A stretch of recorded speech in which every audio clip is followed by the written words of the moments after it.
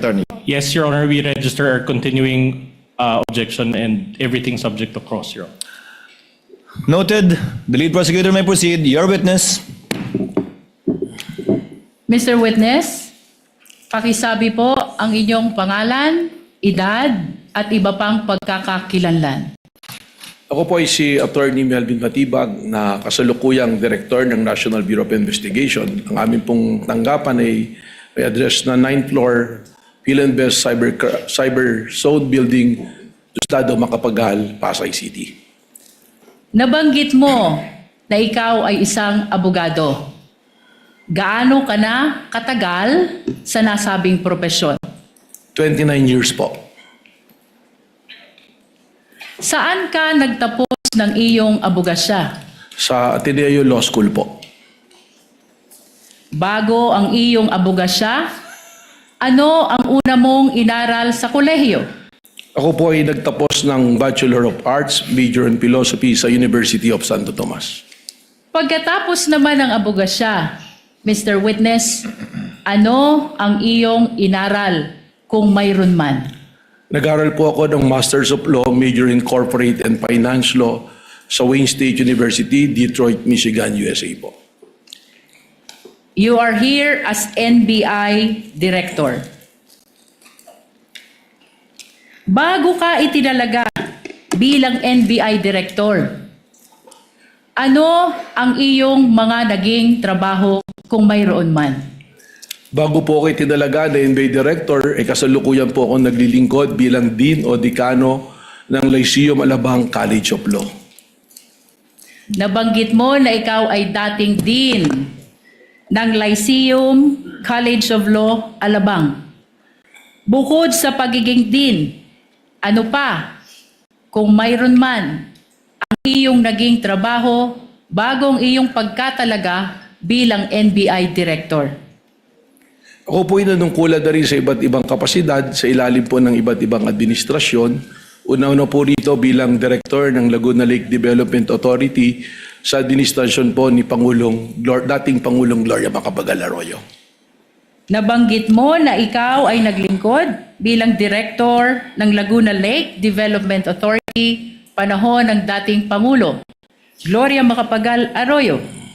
Ano pa, Mr. Witness, kung mayroon man, ang iyong naging trabaho bago ka itinalaga bilang NBI Director? Sa administrasyon po din ng dating Pangulong Gloria Macapagal Arroyo, ako rin po ay nanungkulan bilang General Manager ng Manila International Airport Authority at sa administrasyon din po ng dating Pangulong Rodrigo Roa Duterte, ako rin po ay nanungkulan sa iba't ibang kapasidad po. Nabanggit mo na sa ilalim ng administrasyon ni Pangulong Duterte, nanungkulan ka rin sa gobyerno. Ano itong mga posisyon mo sa gobyerno na iyong nabanggit? Objection, Your Honor. Relevance. Your Honor, may I Counsel may respond? answer. Counsel may respond, The rather. prosecution, Your Honor, is establishing the competence of the witness, the qualification as an official of the government. We are establishing, Your Honor, that he is loyal to his duty regardless of the principal he is serving. Wind up with your preliminaries, counsel. Witness may answer. Objection overruled. Thank you, Your Honor. Ako po ay nanungkulan bilang Presidente at CEO ng National Transmission Corporation mula po noong January 2017 hanggang Marso 2022 at pagkatapos doon ako po ay tinalaga bilang Cabinet Secretary po ng dating Pangulong Rodrigo Roa Duterte. Kaugnay pa rin ang iyong pagiging NBI Director. Kailan ka itinalaga sa nasabing posisyon?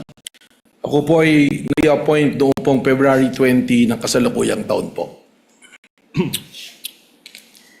Mr. Witness, bilang NBI Director, ano ang iyong mga responsibilidad at kapangyarihan kung iyong nalalaman? Objection, Your Honor. We already stipulated on this matters. No need for the Director. Your Honor? Yeah. Did you stipulate, counsel, as well as with the powers, responsibilities of We're willing to stipulate, Your Honor, as what The the law Director? provides.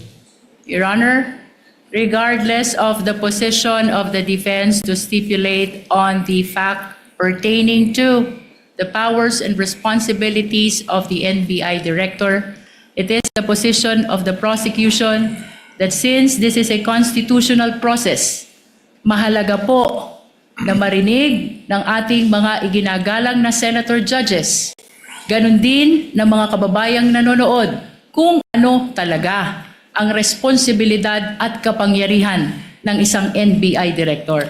Understood, counsel, but it has been stipulated already by counsel for the respondent. So kindly go straight to the matter at the soonest possible time. You're on a short leash with respect to the preliminaries on the qualifications of the witness. Kindly proceed, ma'am. Mr. Witness, ano ang iyong mga kapangyarihan at responsibilidad kung iyong nalalaman? Ang kasama po dito sa aking mga responsibilidad, ang una-una na po, we are the primary investigating authority ng ating pong bansa. Kung kaya po, ito po ay aming mandato na mag-imbestiga sa anumang usapin o mga maaring krimen na pumapasok sa amin. At kasama rin po dito ang pagbabalangkas ng mga polisiya at pagbubuo po ng mga units or division kung kinakailangan at ang pagmamanage din po administratively po ng aming opisina. Sa mga kapangyarihan at responsibilidad na iyong binanggit, ano ang araw-araw mong ginagampanan kung mayroon man at kung iyong nalalaman? Ang araw-araw pong pagbabantay at pakikipag-ugnayan sa aming mga ahente dahil po sa araw-araw namin pag-iimbestiga ng iba't iba pong usapin na pumapasok po sa aming ahensya. Kaugnay pa rin ng mga binanggit mong kapangyarihan at responsibilidad, ano ang pinakamabigat mo na responsibilidad bilang NBI Director kung iyong nalalaman? Objection, Your Honor. Calls for an opinion. Witness may answer. I think witness is competent enough to answer that question. Thank you, Mr. Presiding Officer. Ang akin pong hindi lamang po bilang primary investigating agency, kundi ang amin pong primerong ginagawa ay ang pagbabantay para po sa ating mga taong bayan at bantayan din po ng ating konstitusyon ay may patupad at siguraduhin na hindi po nagkakaroon ng kaguluhan at ligalig para ito po ay puksain, habulin at amin pong kung kinakailangan ay kasuhan ang mga taong lumalabag po sa amin pong mandatong binabantayan. Chair would like to remind the lead prosecutor to go into the meat of our direct examination already. I think we've heard enough of the preliminaries insofar as Director Matibag is concerned. Kindly May proceed, ma'am. Your Honor. Mr. Witness, naririto ka upang tumistigo sa impeachment trial na ito. Ano ang pagkakakilanlan ng respondent sa impeachment trial na ito kung iyong nalalaman? Malinaw naman po na ang nasasakdal po sa impeachment trial na ito ay ang ating pong Vice Presidente na si Vice President Sara Duterte. Bukod sa ang respondent ay ang Vice Presidente, ano pa kung mayroon man ang pagkakakilanlan ng respondent sa impeachment trial na ito? Base po sa aking mandato bilang direktor nang ako po ay pumasok sa aming opisina, lahat ng mga kasong nakabinbin at mga amin na naipasok sa Department of Justice ay aking pong niribisa at tiningnan upang akin po itong masubaybayan. At isa po sa mga kasong aking nakita rito, ang respondent po rito ay ang ating pong Vice Presidente kung saan po siya ay kinasuhan ng aming Cybercrime Division ng grave threat at inciting to sedition na kasalukuyan po ngayong nakabinbin sa Department of Justice. Nabanggit mo na ang respondent ay may kasong grave threat at inciting to sedition sa DOJ. Mr. Witness, ano pa kung mayroon man ang pagkakakilanlan ng respondent sa impeachment trial na ito? Ang ating pong Vice Presidente kasalukuyang ating pong subject sa ating continuing investigation dun po sa pagbabanta at plano na pagpatay po sa ating Pangulo, sa First Lady at sa dati pong Speaker of the House. Mr. Witness, may binanggit ka na continuing investigation ng NBI. Ano ang iyong ginawa kung mayroon man kaugnay ng ongoing investigation ng NBI na iyong binanggit? Tayo po ay nagtatag ng tinatawag ko ni Special Task Force po sa pamamagitan ng pag-create po ng isang administrative order kung saan bumalangkas po tayo ng mga miyembro ng aming pong opisina para sila po ang magtuloy ng investigasyon na ito at mag-monitor po ng mga kailangang gawin. Kaugnay pa rin ng binanggit mong Special Task Force. Ano ang kahalagahan nito sa investigasyon na ginagawa ng National Bureau of Investigation? Napakahalaga po para sa amin sapagkat from our law enforcement perspective, ang ginawa pong banta ng Vice Presidente ay tinatrato na namin hindi banta kundi isang plano para po sa pagpatay sa ating Pangulo. And that is a threat to the President which we consider also na threat po sa ating national security. Mr. Witness, anong katunayan mayroon ka? Kaugnay ng iyong binanggit na binuong Special Task Force upang mag-imbestiga sa lahat ng banta sa buhay ng Presidente, kasama na ang pagbabanta ng Vice Presidente. Meron po akong inisyu na Administrative Order number 11 noong April 16 ng kasalukuyang taon po. At kung ipapakita sa iyo ang kopya ng Administrative Order number 11, ito ba ay makikilala mo? Opo. Your Honor, may we request that AO number 11, previously marked as Exhibit P429, be flashed.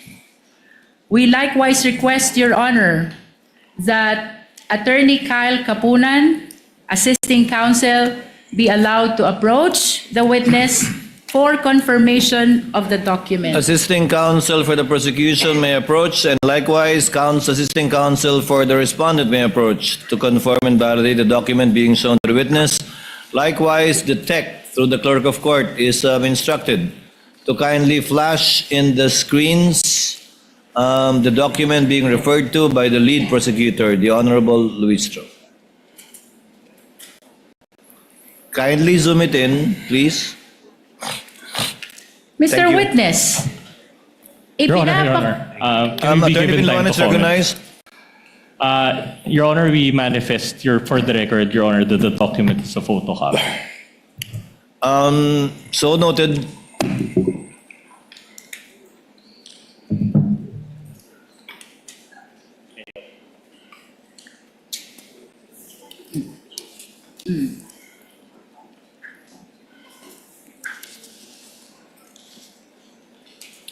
Thus, the lead prosecutor confirmed the observation of the counsel for respondents while we are awaiting, the respondent rather, Your Honor, while we are awaiting for their review of the document.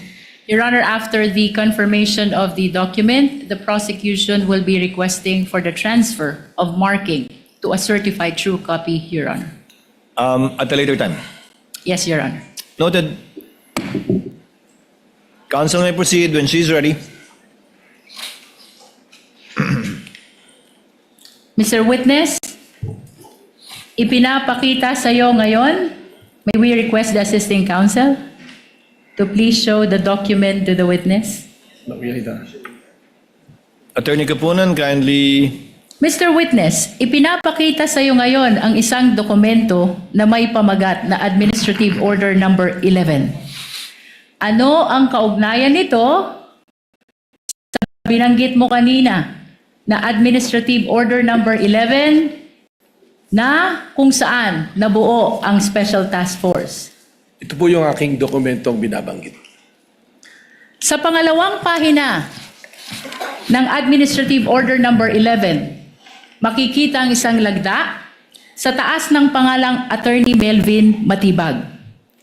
Kaninong lagda ito, Mr. Witness? Sa akin po.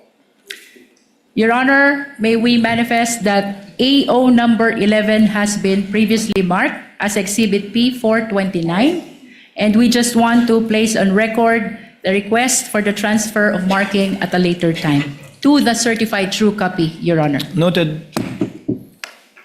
Kaugnay pa rin ng Administrative Order number 11, Mr. Witness, ano ang komposisyon ng Special Task Force kung iyong nalalaman? Ito po ay binubuo ng iba't ibang division na pinamumunuan po ng aming pong team leader na Deputy Director for Operations at dalawa po na assistant team leader sa pangunguna po ng Assistant Director namin for Investigation at Assistant Director for Intelligence po. Nabanggit mo ang team leader at assistant team leader ng Special Task Force. Sino naman ang mga miyembro ng Special Task Force kung iyong nalalaman? Your Honor, hindi po sino, kundi ito po ay mga grupo, specific units po. Isa na po rito ang National Capital Region Division namin, ang Cybercrime Division po namin, ang aming pong OCTD, Organized Crime, Transnational Crime Division, ang TID po at ang CFD. Mr. Witness, nabanggit mo ang National Capital Region Division.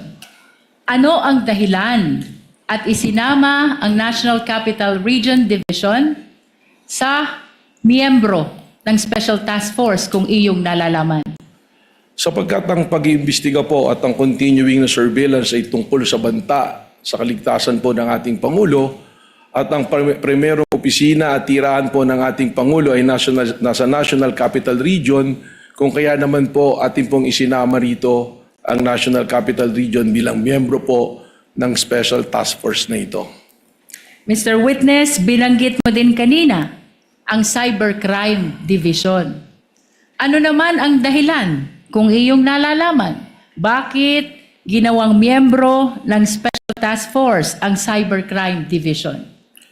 Ang Cybercrime Division po ay kasama dito sa task force na ito sapagkat marami po ngayon na nabanta na pumapasok po sa ating Pangulo sa pamamagitan po paggamit ng social media platform at ang CCD po, sila po yung may karanasan at kaalaman po na sapat para bantayan po ang mga bantang papasok dito sa pang-araw-araw po.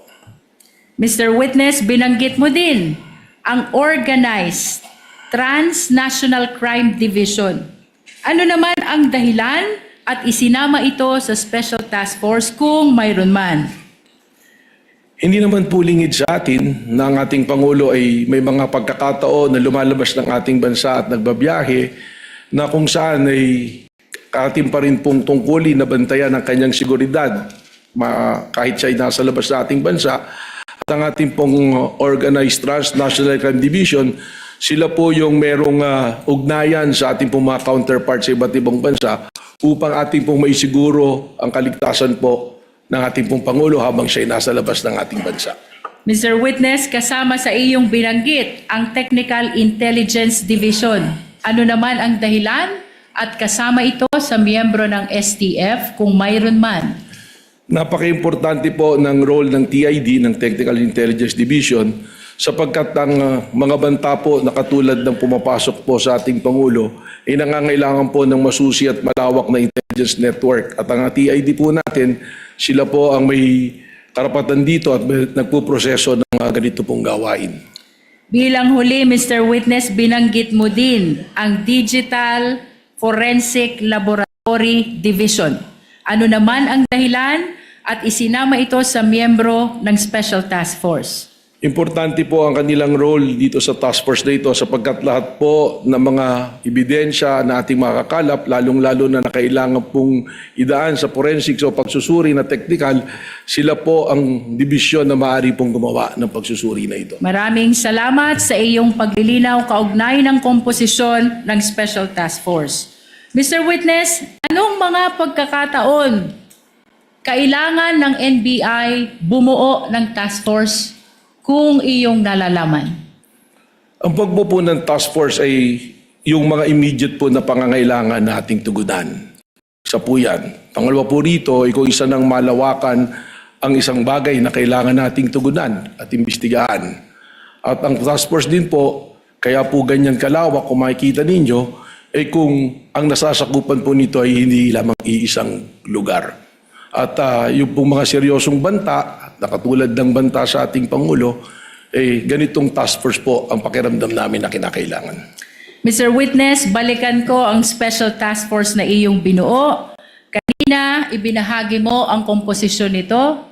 Ano ang iyong partisipasyon bilang NBI Director kung meron man sa investigasyon ng Special Task Force? Nakasad po dyan sa administrative order na yan na ang patuloy na pakikipag-ugnayan po sa Office ng Director, patuloy na pag-uulat kung ano man po ang kanilang nakikita o namomonitor, at lalong-lalo na po kung may specific po na kailangang kaagad matugunan, dapat pong ipaalam sa opisina po ng Office ng Director.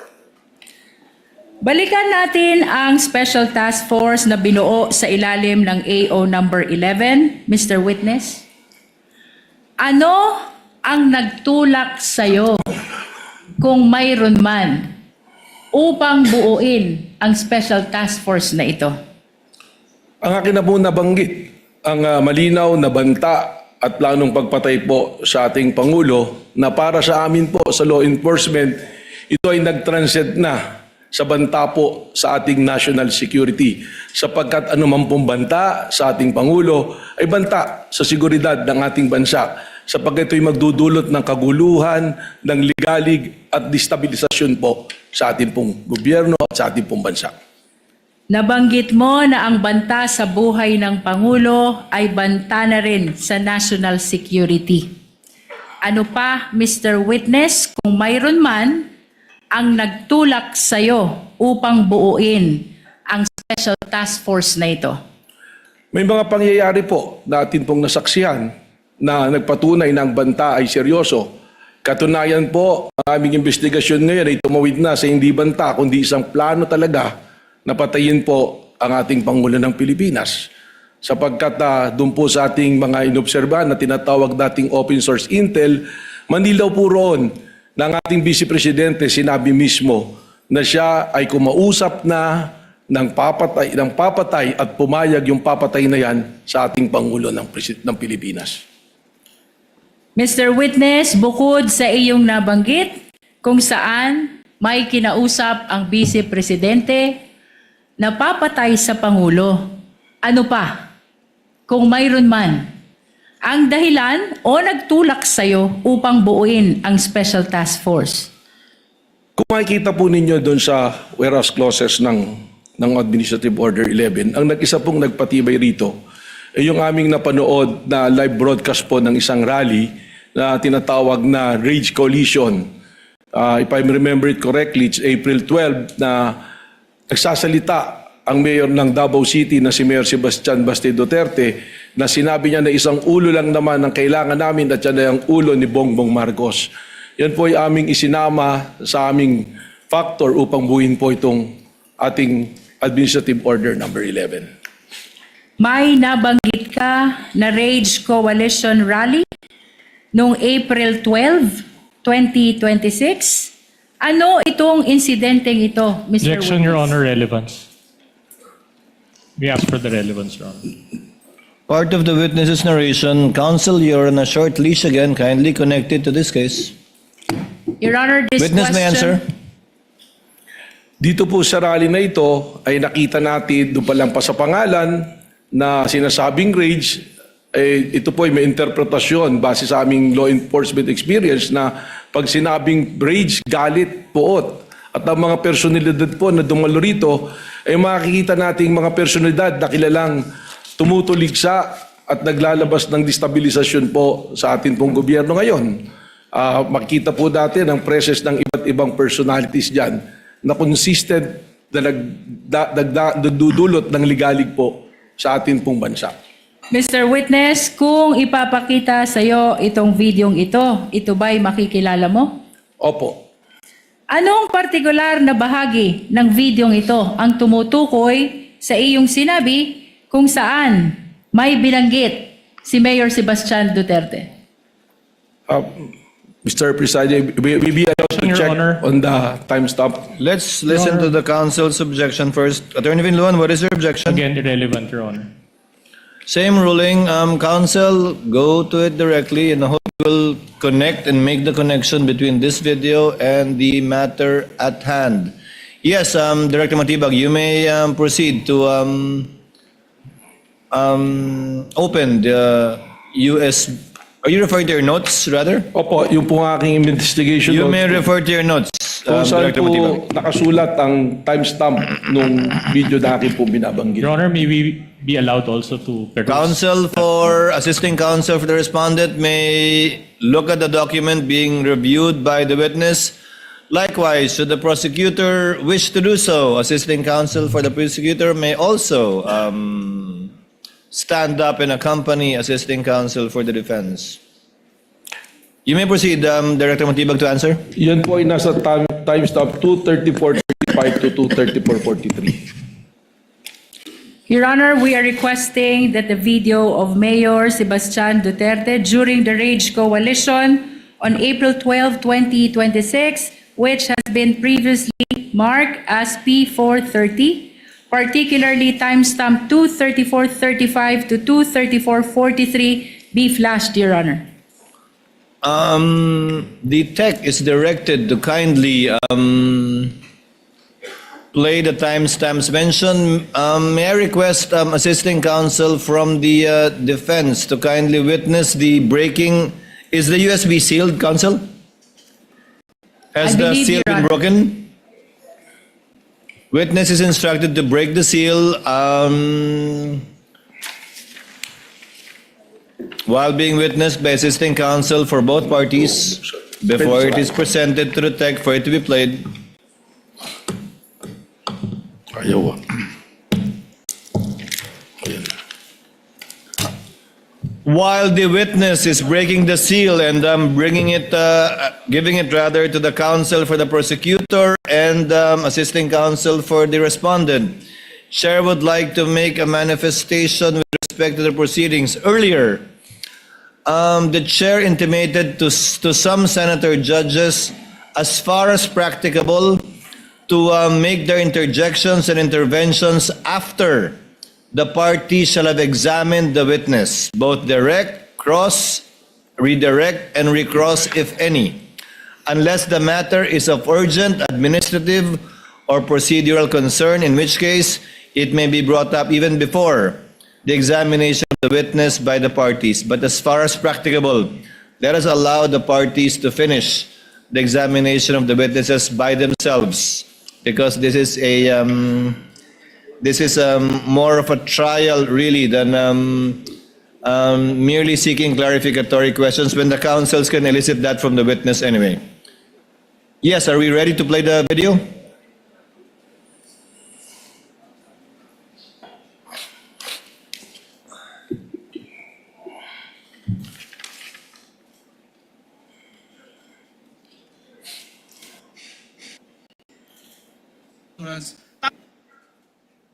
Tama na yan. That's okay. Isang ulo lang naman ang kailangan namin. Ang ulo ni Bongbong Marcos! Mr. Witness, napanood mo ang video. Ano ang kaugnayan ng video na ito sa insidente ng Rage Coalition na tinukoy mo kanina? Yan po yung aking tinutukoy na video. Ano ang partikular na sinabi ni Mayor Sebastian Duterte sa nasabing insidente kung iyong naaalala? Sinabi po niya na isang ulo lang naman ang kailangan namin, ang ulo ni Bongbong Marcos. Mr. Witness, ano ang kahalagahan ng insidenteng ito sa Rage Coalition sa imbestigasyon na ginagawa ng Special Task Force kaugnay ng banta ng Vice Presidente sa buhay ng Presidente? Objection, Your Honor. Up to now, the prosecution has not established the relevance of these incidents to the matter at hand, Your Honor. Your Honor, I'm We're in the objecting on the basis process. of irrelevance, Your Honor. I'm in the process of establishing the relevance already, Your Honor. Counsel, kindly do so as best you can with the shortest possible time. I will allow it. Yung pong video na yan ay amin pong naikumpara sa mga naging pahayag ng ating Vice Presidente na kung saan meron din po kaming bidyong binalikan na ang ating Vice Presidente ay nagre-refer din po sa pagtanggal ng ulo ng ating pong Presidente. Kung kaya't nakita namin po ang pagkakahambing ng statement po ng ating pong Mayor at ng Vice President Sara Duterte.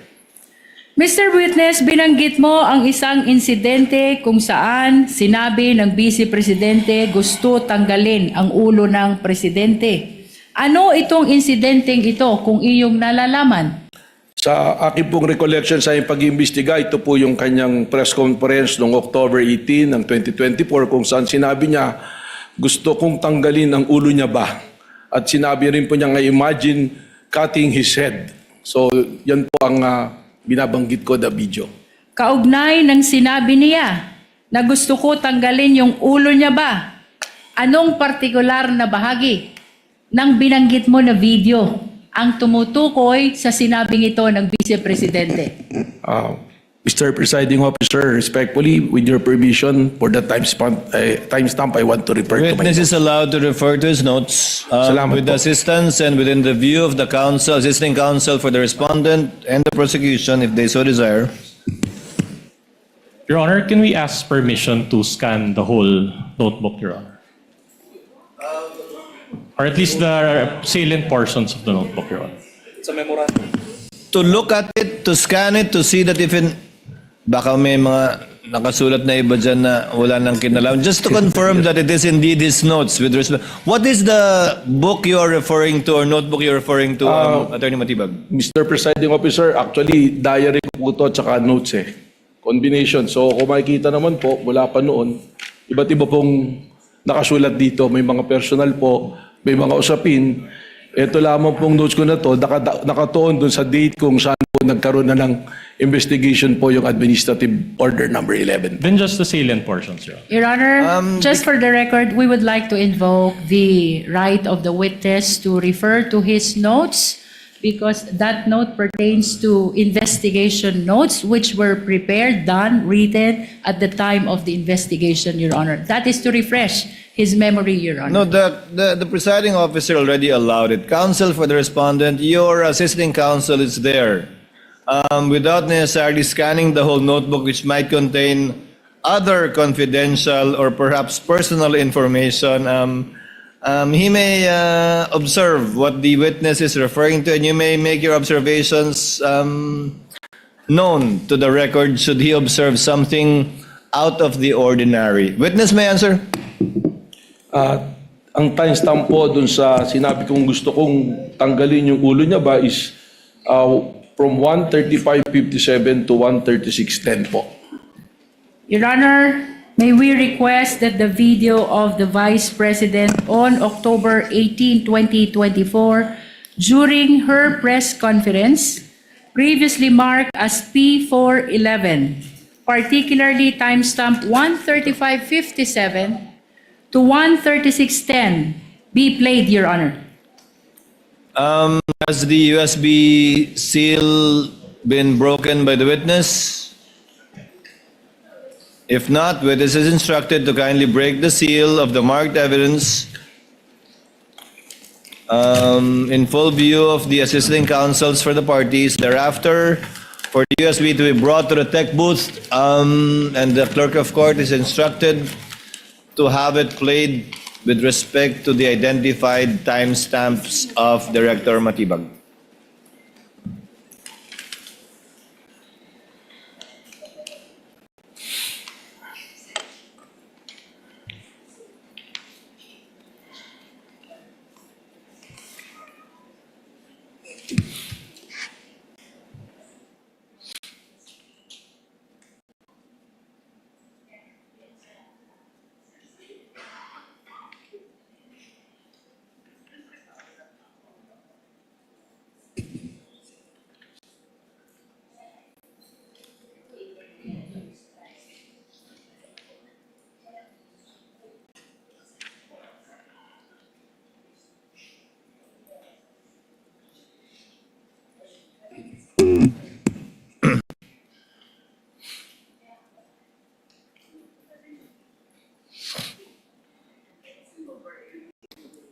Gusto ko tanggalin yung ulo niya ba?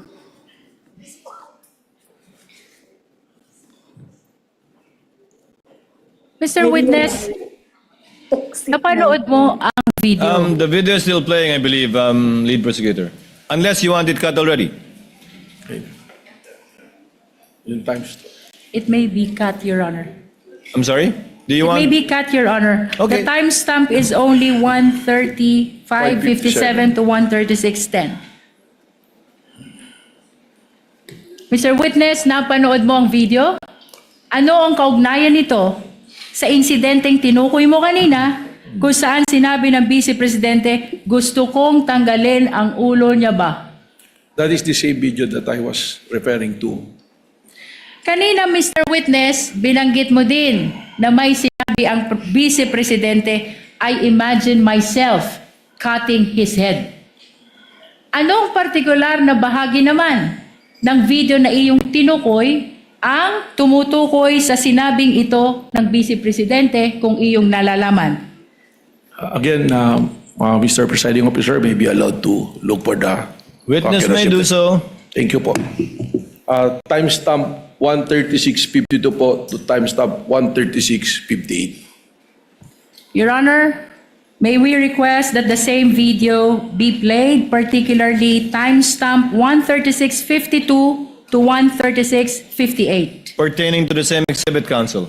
Yes, Your Honor. Same exhibit P411. Tech is instructed through the clerk of court to kindly play the video. Myself cutting his head. Mr. Witness, napanood mo ang video. Ano ang kaugnayan nito sa insidenteng tinukoy mo kanina kung saan sinabi ng Vice Presidente, I imagine myself cutting his head? Yan din po yung video ang aking tinutukoy. Mr. Witness, kanina ay binanggit mo ang insidente ng Mayor Sebastian Duterte. Kaninong ulo ang kailangan nila kung iyong nalalaman? Objection asked and answered, Your Honor. Asked and answered. Move on, counsel. Binanggit mo din ang video ni Vice President Sara Duterte. Mr. Witness, kaninong ulo ang gustong tanggalin? Objection asked and answered, Your Honor. Move on, counsel. Asked and answered. The court understands and knows who said the vice president was referring to in that video. Thank you, Your Honor. We will proceed. Ano ang obserbasyon mo dito sa video ni Mayor Sebastian Duterte at sa video ni Vice President Sara Duterte kaugnay ng investigasyon ng Special Task Force kung mayroon man? Objection vague, Your Honor. Ano ang obserbasyon mo? Kindly be more specific, counsel. Although the Miss- witness is competent, kindly be more specific so that the witness can more intelligently answer the question.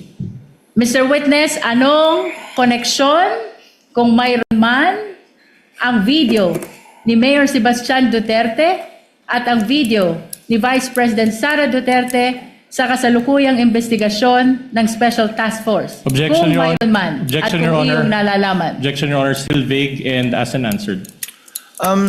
Witness may answer if he knows so that we can move on.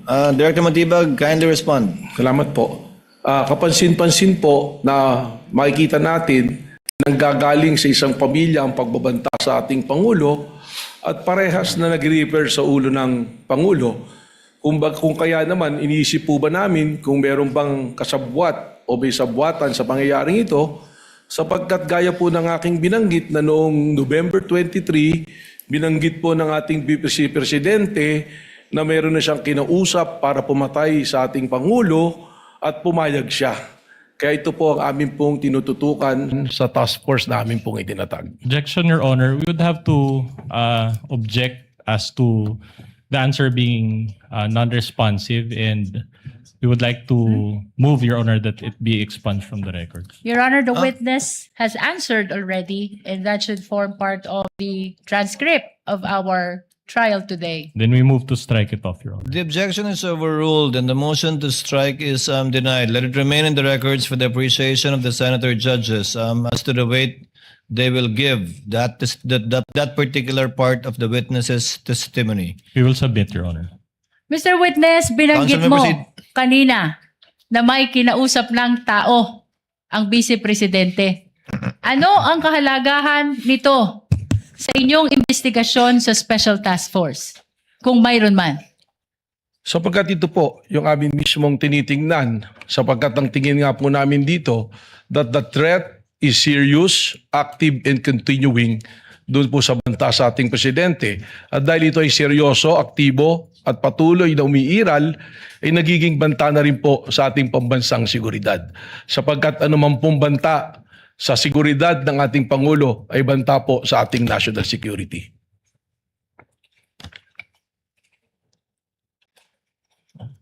Mr. Witness, ano ang inyong obserbasyon kung mayroon man doon sa sinabi ng Vice Presidente na mayroon na siyang kinausap na tao? Objection vague, Your Honor. Your Honor, the witness is very much competent. Please allow him to answer the question. Witness objection overruled. Witness may answer. Kindly move on, counsel. I think I know where you're getting at. But kindly move on toward your point. Witness may answer. Ang obserbasyon po namin dito ay hindi na ito isang banta, kundi isang plano. Sapagkat ang tingin po namin dito ay inianunsyo ng ating Vice Presidente ang kanyang planong pagpatay sa Pangulo ng Pilipinas at mga nabanggit pang kanyang gustong ipapatay doon po sa kanyang pagbabanggit sa kanyang press conference.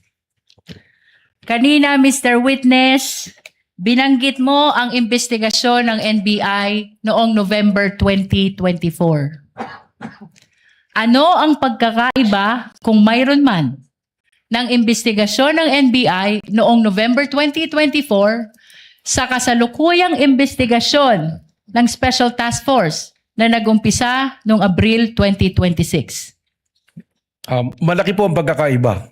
Yung investigasyon po na ginawa noong November 24 na nag-iimbestiga doon po sa grave threat at sa inciting to sedition, ito po ay ordinaryong krimen na iniimbestigahan na sa ngayon po ay nakabinbinma sa Department of Justice para sa kanilang resolusyon. Pero ang amin pong iniimbestigahan ay sinuulit ko nga po, the serious, active, and continuing threat to the life of the President which already transcend to a national security issue. Sapagkat malinaw po na hindi na ito banta, kundi isang plano na patayin ang Pangulo ng Pilipinas. With the permission of the Council of the Parties, Chair would like to clarify for the record and for the Senator judges that the investigation conducted by the NBI in November of 2025, the witness was not yet the director at that time, but he can testify as to the fact that the agency he now heads conducted the investigation, but not as to the truth of the investigations conducted at that time, but as to the fact that investigations were conducted only. You may proceed, Counsel. Mr. Witness, ano ang dahilan? Bakit kasama ang video ni Mayor Sebastian Duterte sa inyong sinasabi ngayon na ang bantang ito ay banta na sa national security kung mayroon man? Objection asked and answered, Your Honor. Asked and answered, Counsel. Move on. Your Honor, as a matter of fact, we haven't asked that question and the witness is supposed to explain the reasons why the video was actually considered in their observation that this is a threat to national security. I believe the witness already answered that any threat to the president is a threat to national security, to the national security of the country. And earlier, the counsel already asked the relationship of the video to that statement of the witness, which the chair allowed. We're already there, counsel. Please move on. Bilang karagdagan, Mr. Witness, sa iyong binanggit na issue ng national security, kaugnay ng video ni Mayor Sebastian Duterte, ano pa ang dahilan, kung mayroon man, kung bakit isinama siya sa pagsusuri ng Special Task Force? Sapagkat dito lang nga po na makikita ng naging pagbabanta ng ating Vice President ay nagkaroon po ng tinatawag natin na epekto. It is a kinetic force na kung saan yung mga nakarinig ng kanyang pagbabanta ay gumagaya na rin at nagbabanta. Lalong-lalo na sila ay nabibilang sa isang pamilya. That is the very purpose of the task force, to monitor all those threats na lumalabas po ngayon at sa araw-araw nga, meron po tayong nakikitang threat sa social media, sa mga pahayag po during the mga rallies, ay tuloy-tuloy po na banta sa ating pong Pangulo na umaabot na po na banta sa ating national security. Binanggit mo ang kinetic force. Anong ibig sabihin nito, Mr. Witness? Na yung kanila pong aksyon ay nagkakaroon po ng epekto para kumilos sa mga nakakarinig, ang kanilang mga supporter, upang maghasik po ng ligalig at kaguluhan po sa ating pong bansa at hindi na nirirespeto ang ating pong konstitusyon at wala na rin pong pagtingin sa ating democratic process. Ano pa ang dahilan kung meron man? Bakit isinama sa pagsusuri ang video ni Mayor Sebastian Duterte kaugnay ng Rage Coalition Rally? Yung Objection presensya, has been answered, Your Honor. Witness may answer. yung proseso po namin yan, doon po namin nakita na sinasabi ko nga, yung mga participants dito, yung po mga kilala na mga tao na nagdudulot ng ligalig at pagtutol sa demokrasya po natin. At nandiyon din po yung broadcast na yan, napakarami pong naabot na tao, nasa 600,000 plus po yung live broadcast niyan. Doon na po papasok yung tinatawag ko nga kanina na sinabi kong kinetic force na maaaring magkaroon po ng reaksyon ng mga taong nanonood na ito na hindi po maganda at makagugulo po sa pag-promote po natin ng law and order na primero po nagawain po dapat ng National Bureau of Investigation. Binanggit mo na may mga kilalang personalidad na nakibahagi sa Rage Coalition Rally. Sino-sino itong mga ito? Objection, Your Honor, irrelevant. Witness may answer. Makita po natin doon, may mga senador din po na nandoon. Nandoon din po si Mike Defensor at nandoon po ang mga haligi po ng PDP Laban na akin po mga kakilala. Nandoon din po ang mga iba't ibang leader sa iba't ibang rehiyon na akin na pong nakasama noon nung ako'y miyembro pa ng PDP Laban. Mr. Witness, ano ang ibig sabihin ng rage kung iyong nalalaman? Objection, Your Honor, irrelevant. I think council has already made the connection between the rage, the statements of Mayor Baste, and the statements of the respondent. Witness may answer. Sa Tagalog po niyan ay galit o puot. Yun po. Wala pong acronym yon, Director Matibag. Hindi po kasi tumutugma doon sa acronym nila dahil yung acronym nila Reform Alliance for Good Governance. So hindi po RAGE eh. So medyo malayo po. May procedure, Your Council Honor. may proceed. Nabanggit mo din, Mr. Witness, na maraming nanood ng videong ito. Ilan ang nanood ng videong ito kung iyong nalalaman? Sa live broadcast po, lumabas po na nasa 600,000. At ano ang kahalagahan na 691,000 ang nanood sa live broadcast ng videong ito kung mayroon man? Again, ganoon na po kalawak yung nakikita natin na resulta ng pag-asik po ng ligalig po at pagbabanta po sa kayusan, pati na rin po sa seguridad ng ating Pangulo. Mr. Witness, kanina binanggit mo ang pagkakaiba ng naunang investigasyon ng NBI sa kasalukuyang investigasyon ng Special Task Force ng NBI. Ngayon, ano naman ang ginawa ng NBI sa pagitan ng unang investigasyon kung saan na-file ang kasong grave threat at inciting to sedition sa DOJ, February 2025, sa kasalukuyang investigasyon ng Special Task Force na inumpisahan nung buuin ang STF April 2026. Kung mayroon man. Ang sa pagkaalam ko po, Council, you mean April 16, 2026. That's the, you're referring to AO11. Yes, Your Honor. Witness may answer. dun po base po sa tanong ng mula February 25, 2025, ako po ay hindi pa NBI noon, subalit nung ako po ay nag-assume nung February 20, kasama po sa ating pinag-aralan yan at alam naman po natin na ang mandato ng NBI ay ang patuloy na bantayan ng seguridad ng ating mga opisyalis at siguraduhin na may law and order. So ako po na-appraise naman na tuloy-tuloy ang mga monitoring at consultation po at surveillance na ginagawa ng iba't ibang unit noon. Ngayon, nung ako naman po ay pumasok bilang NBI Director at atin pong pinag-aralan yung mga kaso, noong April 16 nga po, itinatag na po natin ang task force na ito upang po matutukan ang mga issue na akin na nga pong nabanggit. Mr. Witness, maraming salamat sa iyong paglilinaw, kaugnay ng nauna at ng kasalukuyang investigasyon ng NBI. Kaugnay pa rin ng Special Task Force, Ano ang iyong naging direktiba kung mayroon man? Kaugnay ng video ni Mayor Sebastian Duterte noong April 12, 2026. Akin pong ipinag-utos to the task force na may authenticate at may preserve itong video ito sapagkat amin pong iniisip na ito'y magiging material sa amin pong pag-iimbestiga at sa darating po na panahon na amin po itong gagamitin.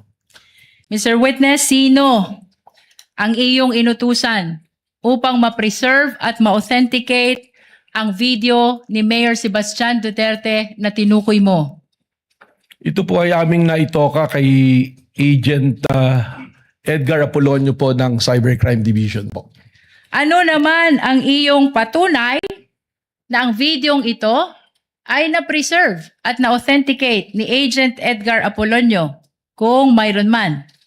Ako po ay nakakuha ng kopya ng affidavit of authentication na ipinasa po sa aking tanggapan at akin po itong nahawakan po. Your Honor, we are requesting that affidavit of authentication of Edgar Apolonio, previously marked as Exhibit P431, be flashed.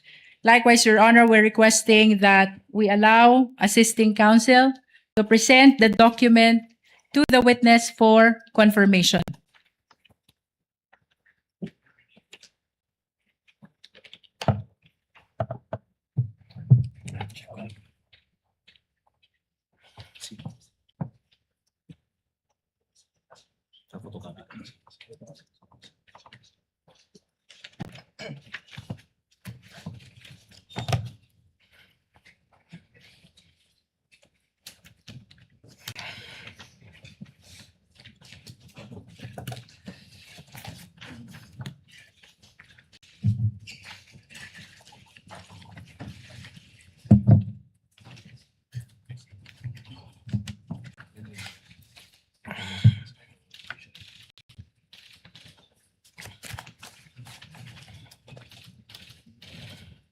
Mr. Witness, we are presenting to you a document entitled Affidavit of Authentication. Ano ang kaugnayan nito sa Affidavit of Authentication ni Agent Edgar Apolonio na tinukoy mo kanina? Ito po ang affidavit of authentication na akin pong binabanggit. We manifest, Your Honor, that the same has been previously marked as Exhibit P431. Sa pahina 2, makikita isang lagda sa ibabaw ng pangalang Agent Edgar Apolonio. Mr. Witness, kaninong lagda iyan kung iyong nalalaman? Kay Agent Edgar Apolonio po. Mr. Witness, paano mo nalaman na ang lagdang iyan ay lagda ni Agent Edgar Apolonio? Noong po ito'y sinumite sa aking opisina, siya po ay aking ipinatawag at tinanong ko kung siya ang gumawa at kung lagda niya po ito. Bukod po doon ay marami na po akong naiutos na ipa-authenticate sa kanya at iba pang dokumento na siya po ang lumalagda, kung saan nagkaroon na po ako ng familiarity doon sa kanya pong mga lagda. Maraming salamat sa iyong paglilinaw. Ngayon ay puntahan natin ang investigasyon ng Special Task Force sa banta ng Vice Presidente sa buhay ng Presidente. Ano ang mga ginamit niyong batayan? Kung mayroon man sa inyong pag-iimbestiga sa Special Task Force sa banta ng Vice Presidente sa buhay ng Presidente. Consistent po sa ginagamit po ng Protective Intelligence Methodology ng Secret Service ng Amerika. Diyan po sa tinatawag natin na if there is a threat to unknown personality, meron po silang mga pamantayan. Doon din po namin ibinasa itong pamantayan na ito. 5 po ito na pamantayan namin pong ginamit. Mr. Witness, binanggit mo na meron kayong ginamit na 5 pamantayan. Ano-ano itong mga 5 pamantayan na binanggit mo? Una na po rito yung pattern of violence po. Bukod sa pattern of violence, ano pa kung mayroon pa? Yung pong gravity at seriousness po ng isa pong pangyayari. Anong sunod dito kung meron pa? Yung pong identity and identifying karakteristik po ng involved po doon sa pangyayari. Bukod sa identity, ano pa Mr. Witness kung mayroon man? Ang isa po rito ay yung kakayanan po at kapasidad po ng nabanggit po na subject po. At bukod sa apat na iyong nabanggit, ano pa ang inyong ginamit na batayan kaugnay ng investigasyon na ito? Yung pong tinatawag na motive o motibo at intent po ng personality po. Mr. Witness, balikan natin ang pattern of violence na una mong binanggit kanina. Ano ang inyong sinuri, kung mayroon man, kaugnay ng pattern of violence ng Vice Presidente? Sa tulong po ng amin pong Special Task Force ay amin pong binalikan ang mga pangyayari na yan naman po ay lumabas na tinatawag namin sa media na mga open source intel namin. At doon po nakita namin yung isang event nung mayor pa po ang ating Vice President Sara Duterte na meron pong isang sheriff na gustong gawin ang kanyang tungkulin na atas po ng legal na atas ng korte na magpatupad po ng demolition order. Subalit hindi po ito nagustuhan ng noon ay mayor at kay Vice Presidente, kung saan ay tinawag po niya yung sheriff at pinagsusuntok po sa mukha itong sheriff na ito. Mr. Witness, binanggit mo ang isang insidente ng sheriff na pinagsusuntok sa muka. May ipapakita ako sa iyong video.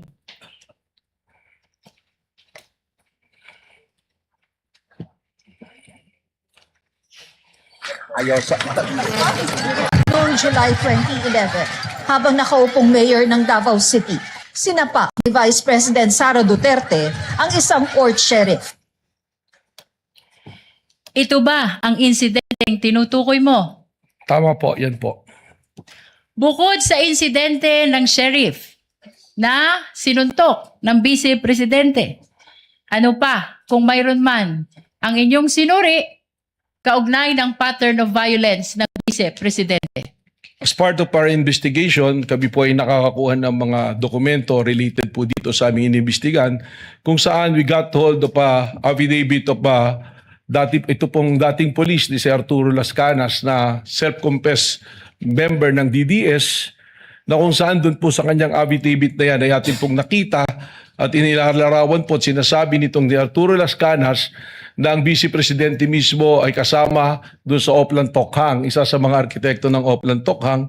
At dito rin po niya sinabi na instead na barilin at patayin para hindi nalaman ng media, ay kidnapin na lamang yung mga subject po, mga shabu users o kaya yung pong ibang gumagawa ng krimen o nagtitinda ng droga at ibaw na lang po sa isang quarry.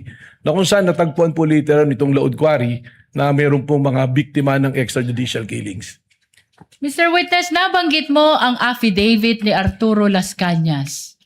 Nasaan ang affidavit na tinutukoy mo? Objection, Your Honor. May we know the relevance of all these questions? Your Honor, we are establishing the pattern of violence. And this is very much relevant.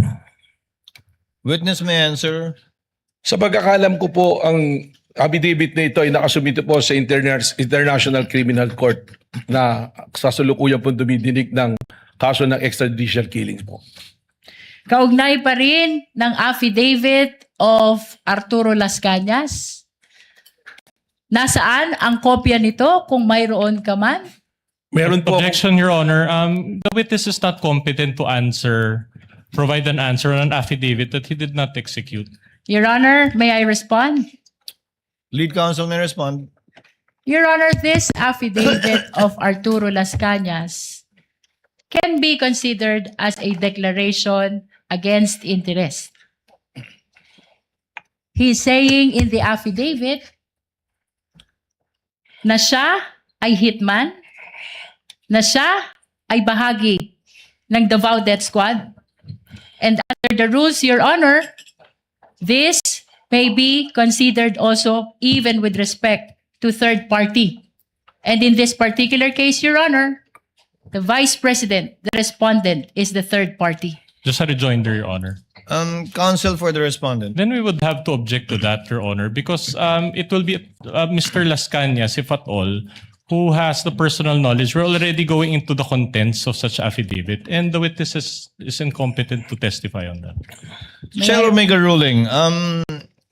It is of no moment that it is a declaration against interest. Again, it is not an exception to the hearsay rule. It's certainly not a declaration against the interest of the witness. However, the court will allow it as part of the testimony and narration only of the witness, not as to the truth of the allegations of fact contained in the affidavit of Las Cañas, just as to the fact that the affidavit went through the office of the NBI director, that he knows of the affidavit, but certainly for the information likewise of the senator judges, not as to the truth of the allegations stated in the Las Cañas affidavit. Witness may answer. Your Honor, we will submit, but we register continuing objection. The continuing objection of the counsel for respondent is duly noted and entered into the records. Mr. Witness, kaugnay pa rin ng affidavit ni Arturo Las Cañas. Nasaan ang kopya ng affidavit na ito? Meron po akong CP. Counsel, witness already answered. He said it is in the ICC, I believe. Your Honor, I am pertaining to his actual copy. You may proceed, counsel. Witness may answer. Nandito po sa akin, dala-dala ko po yung kopya ng affidavit. Your Honor, may we allow the witness to present his own copy? Witness is allowed to produce a copy she is mentioning, is referring to rather in his testimony.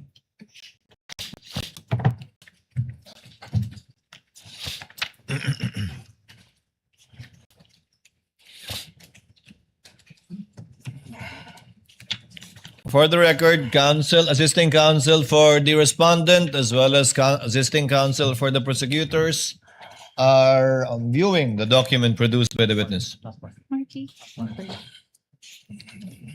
Your Honor, just a comment. Counsel for the respondents recognized. Your Honor, it appears that this document has not been marked during the pre-trial conference. Your so Honor, may I respond to that? not yet done with my manifestation. Let the counsel for respondent finish, counsel. So in other words, may we request, Your Honor, that we be given a copy of such document as well for our perusal. The prosecutor is so instructed to kindly furnish a copy if indeed this document has not yet been marked. Your Honor, may I respond to that? Counsel may respond. The affidavit of Arturo Las Cañas has been previously marked as P-2-10-1-W, Your Honor, for the prosecution. Then I stand corrected, Your Honor, but can we still request for a copy? Nevertheless, kindly give the counsel for respondents a copy. We submit, Your Honor. Counsels rather for respondent a copy. Thank you, counsel.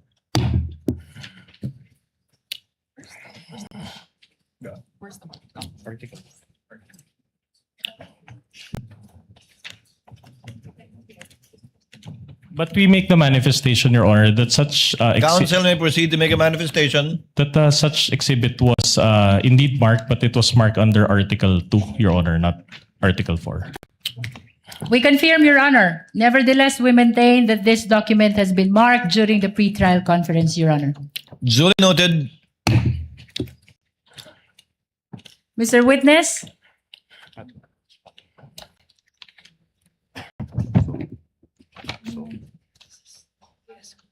Ito yung copy niya. It's the same.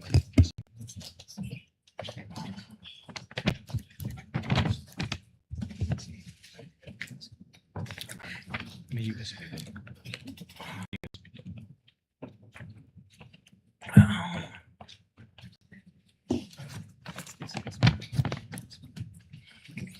Is this part of the mark? Oh, this is part of the mark. Just an additional comment, Your Honor. Counsel may proceed. It appears that the two documents are not the same in that the marked documents contains a page and attached thereto is an USB.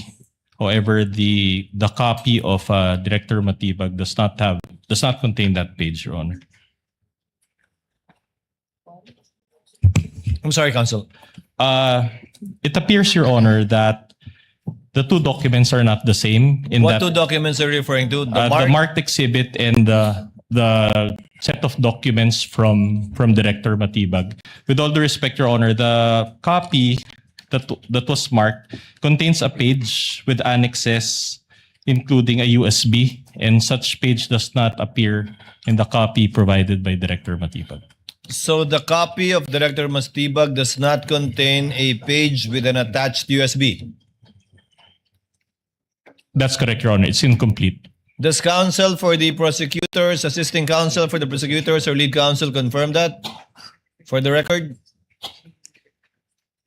We confirm, Your Honor. Nevertheless, the representation of the witness is that the copy is his own copy and does not pertain to the copy of the prosecution. And we will be willing, Your Honor, to use the pre-marked copy for the purpose of confirmation of the witness, Your Honor. If you have it with you, counsel, why not just use that copy? Yes, Your Honor. So that will we do. can go directly to it, unless there are any reservations from the We are counsel okay, Your Honor. Your Honor, if I may be recognized. We are okay with confronting the witness with his own copy, Your Honor. But again, we manifest that it was not the document that was marked and it does not contain the USB. Moreover, just an additional manifestation.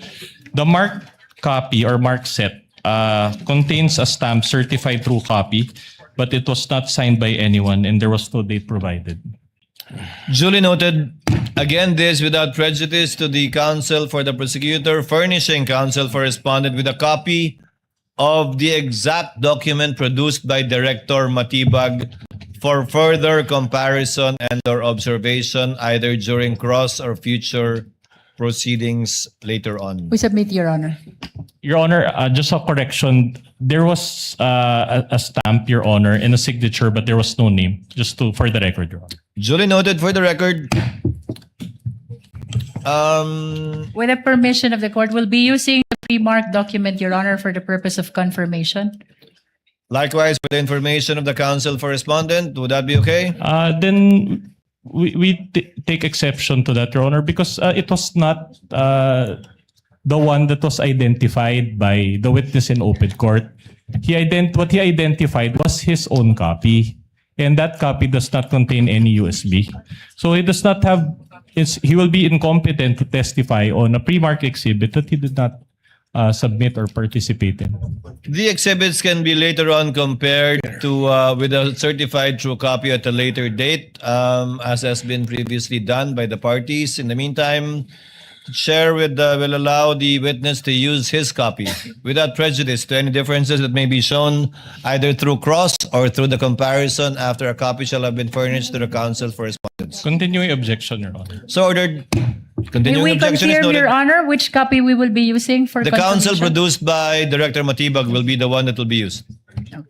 Mr. Witness, kanina, binanggit mo ang Tokhang, Laod Quarry, at ang Vice Presidente. Saang partikular na bahagi ng affidavit ni Arturo Las Cañas na ipinapakita mo ngayon tumutukoy dito sa mga binanggit mo? Objection, Your Honor. Then that already goes into the contents of such affidavit. And since the witness is not the one who executed the affidavit, then he has no personal knowledge and incompetent to answer that question. Your Honor, may I respond? Moreover, the court already ruled, Your Honor. Counsel for the prosecutor may respond before the court rules on the objection. Your Honor, the witness is merely pointing to that pertinent portion of the affidavit. And later, Your Honor, for the record, we will just be asking him to read into the records. Just short rejoinder, Your Honor. Counsel for the respondent may give his rejoinder. Objection, the document will speak for itself. Chair sustains the objection, counsel for the prosecutors. The document will speak for itself, and the document will be furnished to the senator judges anyway, given that it's part of the annexes. Let the witness merely testifies to the fact that he included the affidavit of Mr. Las Cañas as part of his investigation and part of his narration of his investigation to prove, quote, pattern of violence. But again, not as to the truth and the contents of the affidavit itself. Move on, counsel. With that, Your Honor, we will be requesting for the submarking of the pertinent portion of the affidavit of Arturo Las Cañas, the witness already referred to. Again, only as to tenor, but not as to the truth, counsel. For the record and for the information of the senator judges, you may do so. For purposes, Your Honor, of reference, which particular portion to be submarked, Your Honor? May we ask the witness to make reference or point which part of that affidavit he is referring to? In his investigation, counsel. Same objection, Your Honor. As part of his investigation, witness may answer. As part of our investigation, ang importante po para sa amin dito, in establishing the pattern of violence is yung paragraph 270 and paragraph 270B and paragraph 270D. 270. For purposes of submarking, Your Honor, may we ask which particular part of paragraph 270 the witness first referred to?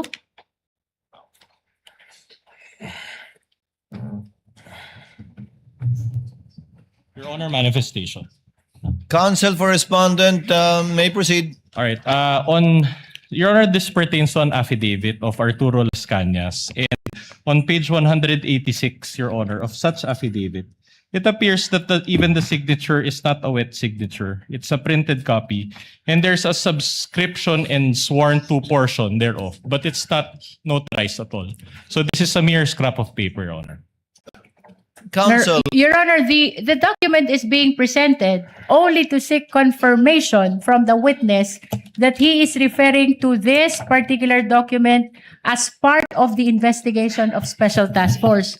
We are not presenting it to prove the truthfulness of the contents of the affidavit. The question only, Your Honor, is whether or not this is the document that was part of the consideration of the Special Task Force in investigating on the threat by the President to the life of the Just President. a short Your Honor. rejoinder, Your Honor. counsel may give a rejoinder Then or we- additional manifestation. Then we will not allow this witness to build on the basis of a mere scrap of paper, Your Honor. Counsel, it was the counsel for respondent who chose this to use this copy instead of the one previously marked. That I presume is either certified true or contains a more complete signature. Then I would have to clarify, Your Honor, that it is our position. Well, it's first of all, we are not in the position to choose for this witness. But in the event that they use this document, we manifest, Your Honor, upon perusal that such document is unsigned and unnotarized, Your Honor. This is an affidavit. So in other words, without the proper notarization and without the proper signature, then it is a mere scrap of paper. We cannot allow this witness to build his testimony based on this document. Your Honor, Your Honor, in fact, Your Honor, we request, Your Honor, that this court peruse also page 186 of such document. Before the court the presiding officer makes a ruling, Your Honor. the pre-marked document, is it notarized? Your Honor, may I raise a question to the witness so that he will answer and enlighten us on why the document is not notarized? You may, counsel. So you're admitting that it's not even Yes, your Your Honor. pre-marked copy is not notarized, whether we use that copy or this one. We admit to that, Your Honor. The witness will please explain why he is using in his investigation a document and or affidavit that is not subscribed to or under oath. So it is not even an affidavit, but merely a statement. Alam niyo po, Your Honor, sa law enforcement po, meron po tayo mga tinatawag na open source intel. At ito po yung pinadala sa atin at atin pong susundan. At kaya nga po, ang aming pong investigasyon ay isang continuing investigation, open, continuing and active investigation, sapagkat ito bang ganitong dokumento ay amin ding ikukumpara pa.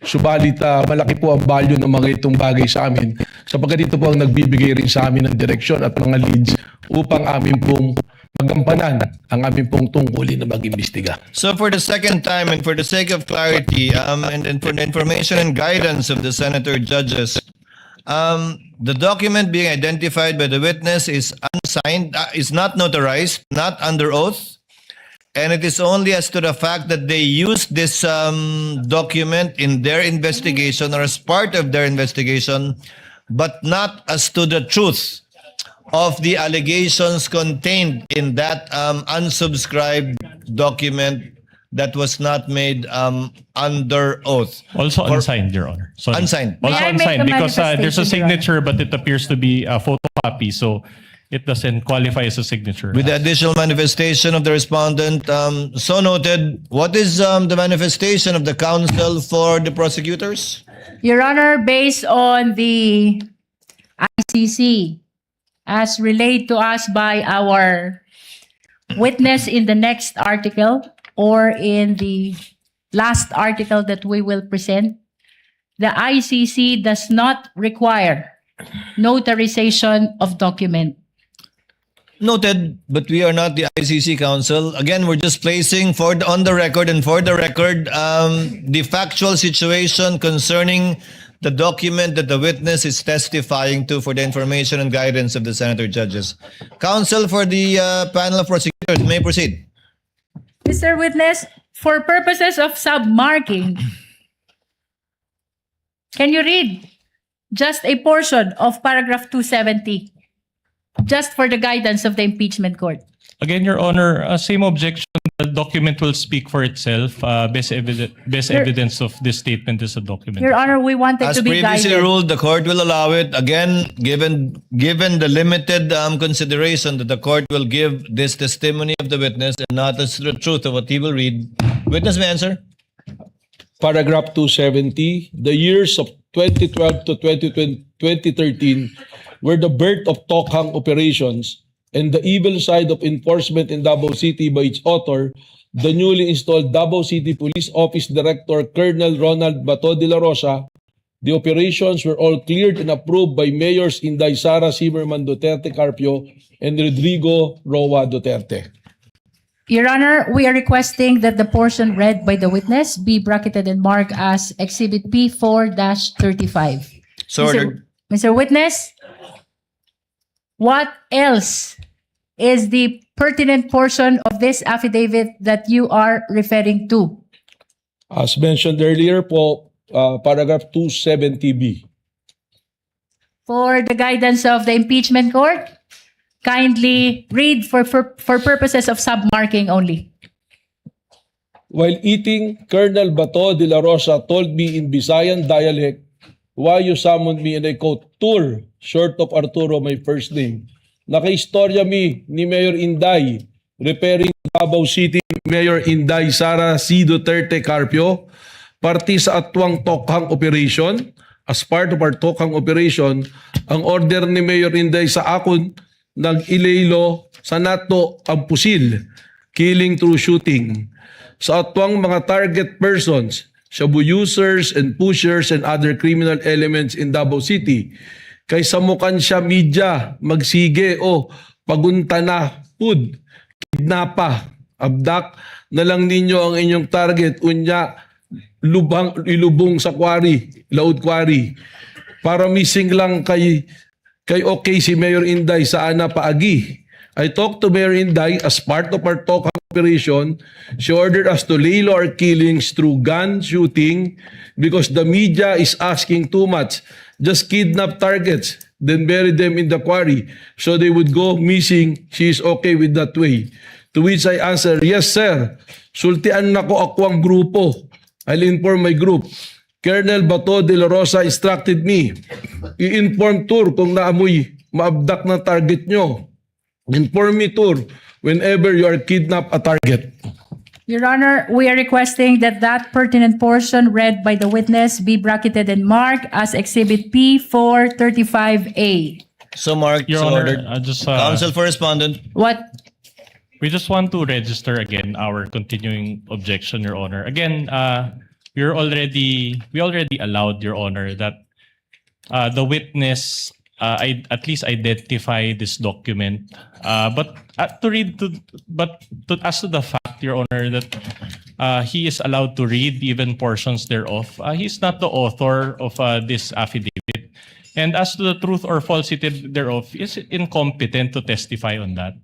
And it already violates, Your Honor, it already violates the rights of our clients because she's being prejudiced by the reading of this affidavit that cannot even be verified because the person is not here to testify. That's our objection, Your Honor. Chair notes the objection and continuing objection of counsel for the respondents, and as an additional, for the third time perhaps, reminder of the presiding officer to my fellow senator judges. The mention of statements allegedly made by then General De La Rosa, now Senator De La Rosa, are clearly hearsay even on the part of Las Cañas himself.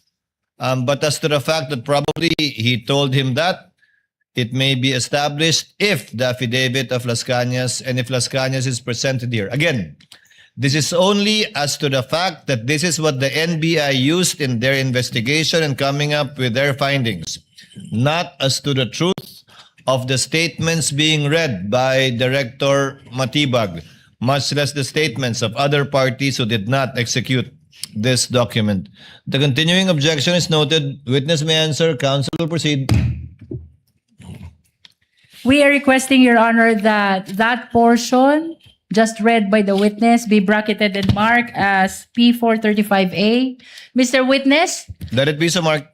ano pa, kung mayroon man, ang mahalagang bahagi ng affidavit ni Arturo Las Cañas na tinukoy mo kanina? Same objection, Your Honors. Noted. Witness may answer. Sa paragraph D po, yung portion po nito ay ito po ay isa sa aming pinagtuunan ng pansin sa aming investigasyon. Please read for the purpose of submarking only.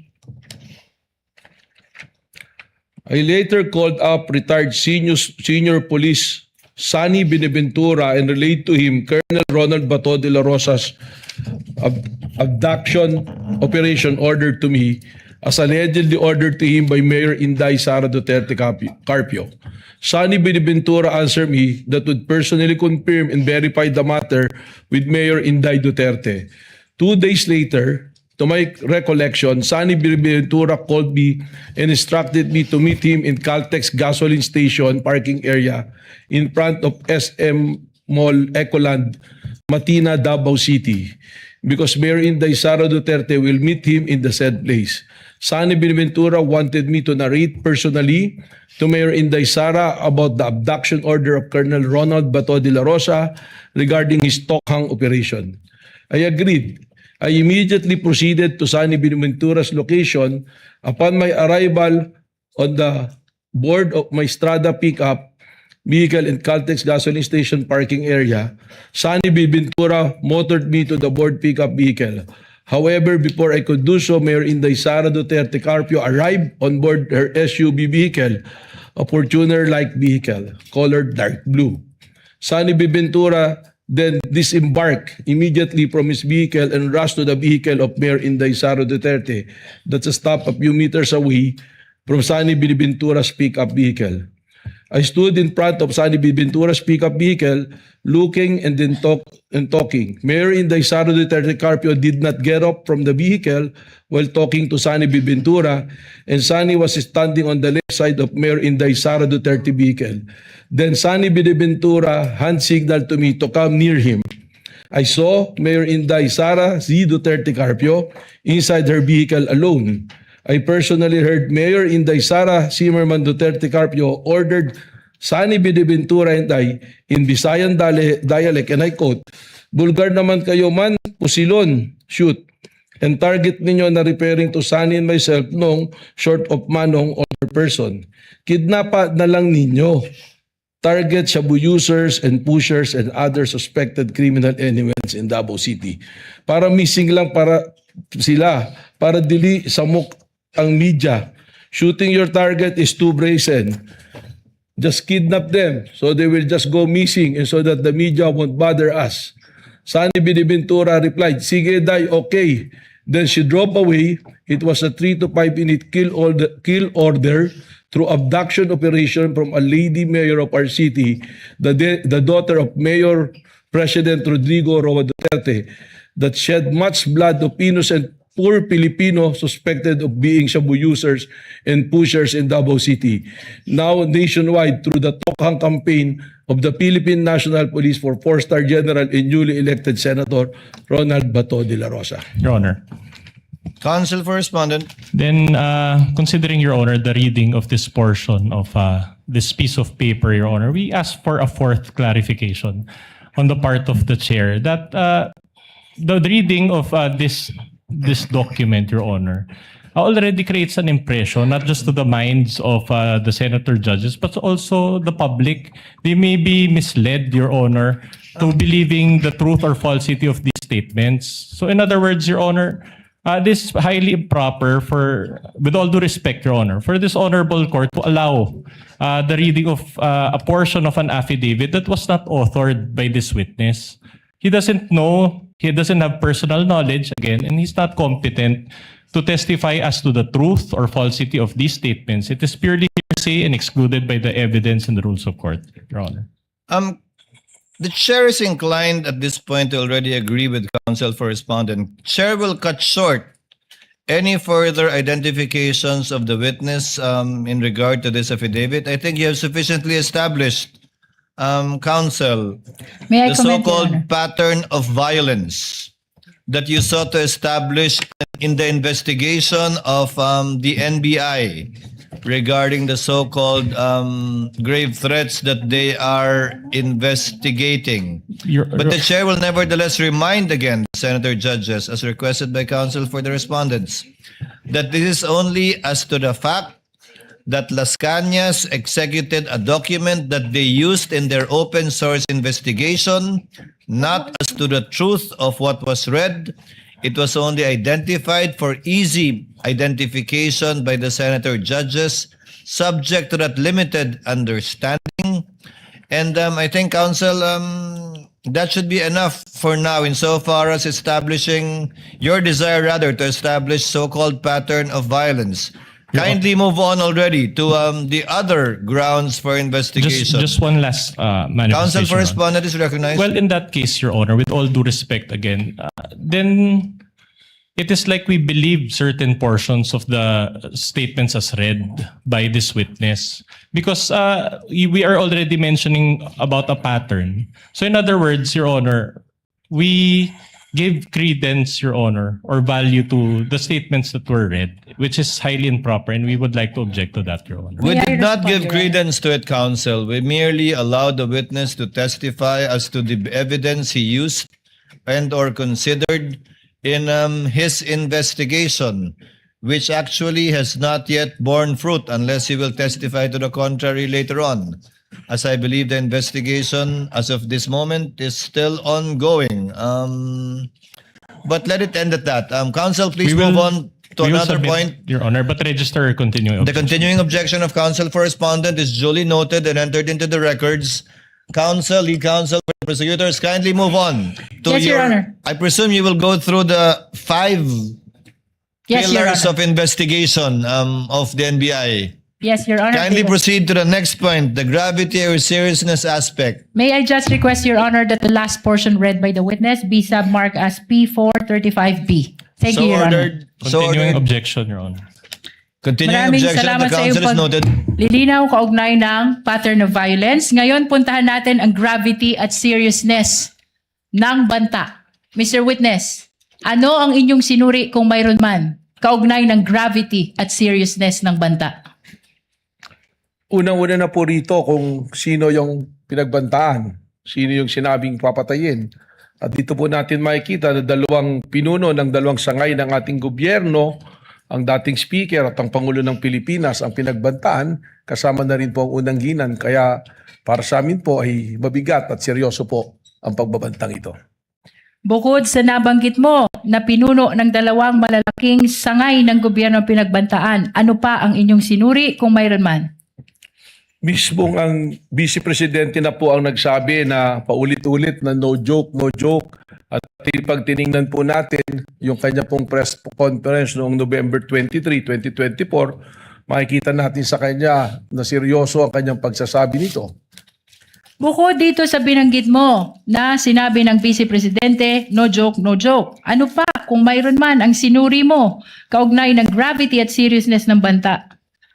Tiningnan po natin yung mga kanina katulad ng video ng October 18 at yung pong kanyang video ng November 23 At nasundan pa po ito noong November 26 na sinasabi niya at kinukumpirma na seryoso ang kanyang pagbabanta at siya ay meron ng kinausap at pumayag para patayin ang Pangulo ng Pilipinas. Bukod sa nabanggit mong 3 video, ano pa kung mayroon man ang iyong sinuri kaugnay pa rin ng gravity at seriousness ng banta? Para sa akin po, hindi na ito talaga banta kundi isa na pong confession ng kanyang plano na pagpatay po sa ating Pangulo. Sapagkat makikita naman natin na sinabi niya na meron akong kinausap at pumayag ang kinausap para patayin ang presidente. Objection, Your Honor. The witness already is providing conclusions of law, Your Honor. May we ask that it be stricken off the record? Your Honor, may I respond to that?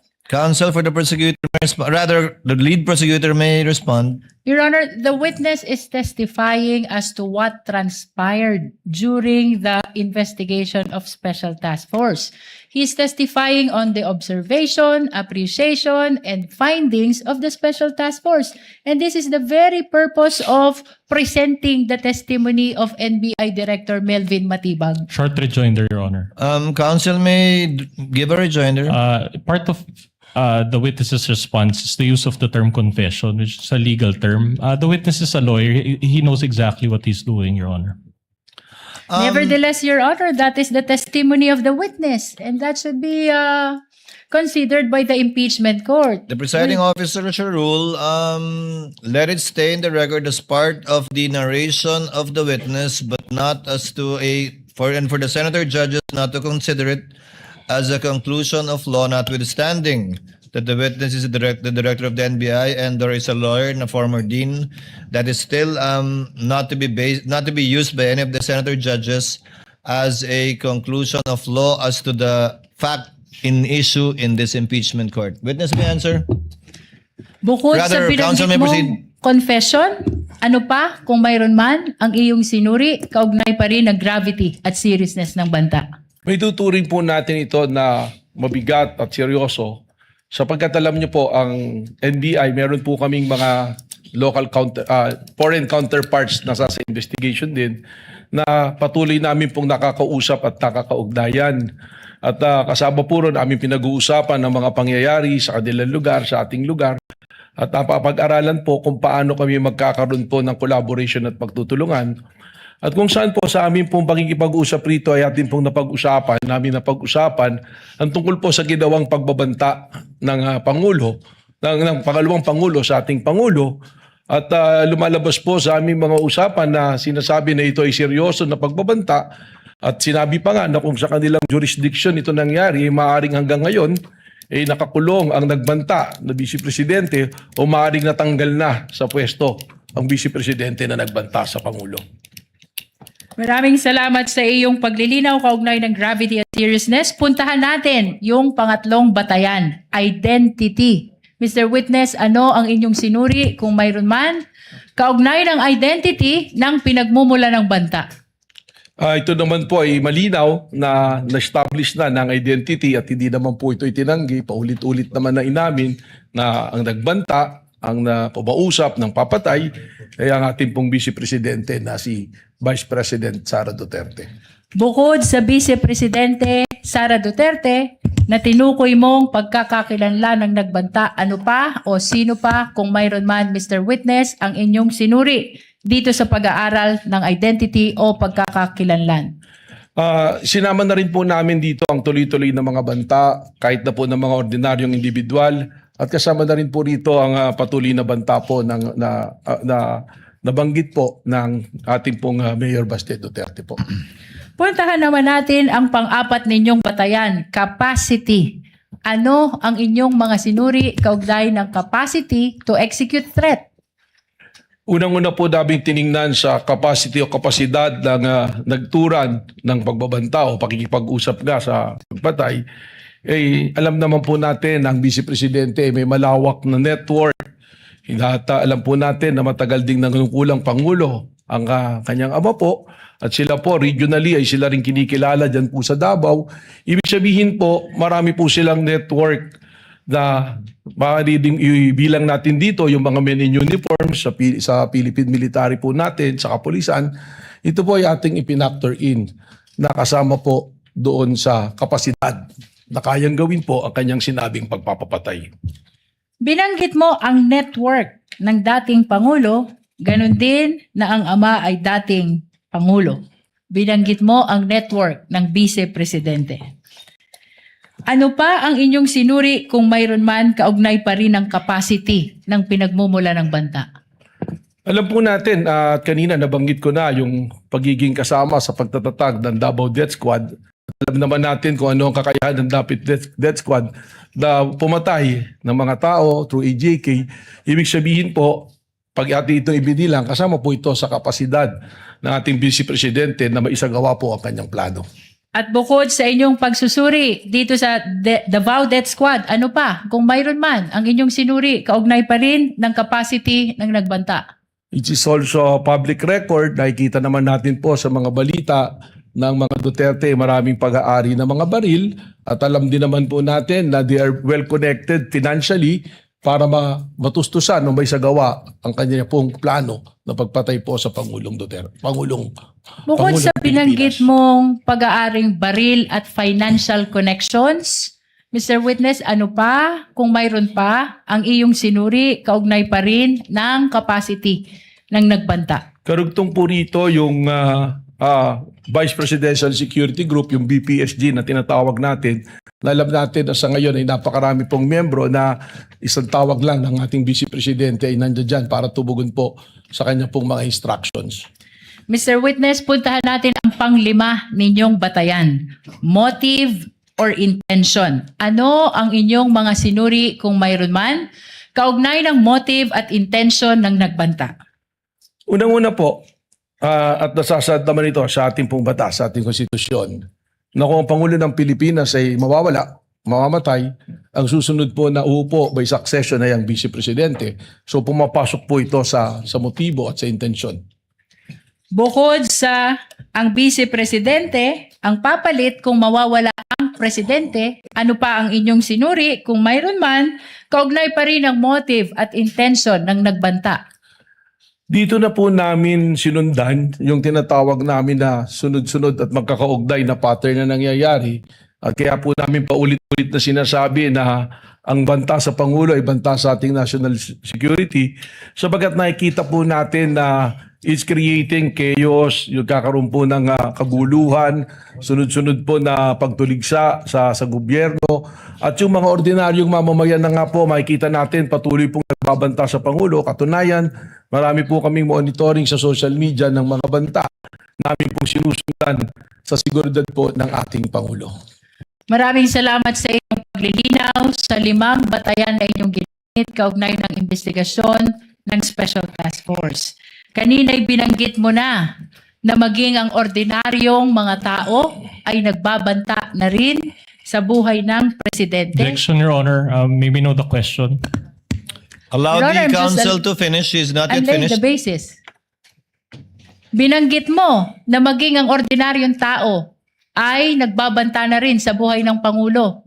Ano pa ang naging obserbasyon mo na may kinalaman sa naging banta ng Pangulo, ng Vice Presidente sa buhay ng Pangulo? Objection on the use of the word banta, Your Honor. Witness already used that word. Counsel is simply referring to the words used by the witness himself already at this time. Witness may answer.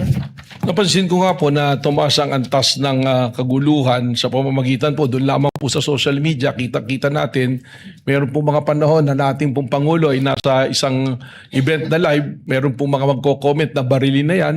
Meron pong mga video na nakuha ang ating CCD na mayroong nagkakasa ng baril at ang reference din po ay isang bala lang to sa ulo ng presidente. So yan po yung kapansin-pansin na nagdudulot sa atin ng panganib sa ating Pangulo at sa ating pong pambansang seguridad. Pagkatapos ng mga nabanggit mong obserbasyon sa inyong investigasyon, ano ang inyong ginawa sa Special Task Force kaugnay pa rin ang inyong investigasyon sa banta ng Vice Presidente sa buhay ng Pangulo? Malinaw po ang mandato ng Special Task Force at ang mandato po nito ay patuloy na bantayan ang seguridad po ng ating Pangulo. At hindi lamang po para bantayan ang seguridad ng Pangulo, kundi hanapin at ma-identify kung sino ang kinausap ng Vice Presidente para po patayin ang ating Pangulo. Binanggit mo na bahagi ng inyong ginawa ay hanapin ang taong kinausap ng Pangulo. Ano ang inyong napag-alaman, kung mayroon man, kaugnay ng tao na kinausap ng Vice Presidente upang patayin ang Pangulo, ang First Lady at ang former Speaker? Sa ngayon po, ang aming pong investigasyon at ang task force is a continuing and active investigation of the threat to the President. Meron po tayong mga leads natin pong sinusundan at katunayan, we already have established persons of interest na maaaring makapagturo o tumukoy doon sa taong kinausap ng ating Vice Presidente o maaaring isa rito sa tinatawag nating persons of interest ang siyang talagang nakausap ng Vice Presidente. Mr. Witness, binanggit mo yung persons of interest upang mas maunawaan tayo ng mga kababayang nanonood. Ano ang ibig sabihin mo ng persons of interest? Ang ibig sabihin po nito, itong mga taong ito ay maaaring magbigay linaw o makapagturo sa identity ng taong kinausap o sa pangyayari ng pag-uusap o yun nga po, maaaring sila mismo ang nandoon o sila mismo ang kinausap. Kaya po ito tinatawag na persons of interest. Hindi po nangangahulugan na sila na mismo ang kinausap gaya ng akin pong sinabi. Kaugnay pa rin ang binanggit mo na mayroon ng persons of interest. Mr. Witness, ano ang pagkakakilanlan ng mga persons of interest na tinukoy mo? Respectfully, Mr. Presiding Officer, kinalulungkot ko po pero sa akin pong katatayuan bilang NBI Director, hindi ko po maaaring isiwalat ang pagkakakilanlan o pagkatao ng ating mga persons of interest na ito sapagkat gaya ng aking sinabi, this is a continuing and an open investigation po sa nangyari po na pagkontrata sa pagpatay sa ating Pangulo. Mr. Witness, matagal nang iniintay ng sambayanan kung sino ang taong kinausap ng Vice Presidente. As a matter of fact, maging ang ating iginagalang na mga senator judges ay nagtatanong din kaugnay ng pagkakakilanlan ng taong kinausap ng Presidente. Ano ang dahilan, kung mayroon man? Bakit mo sinasabi, Vice President?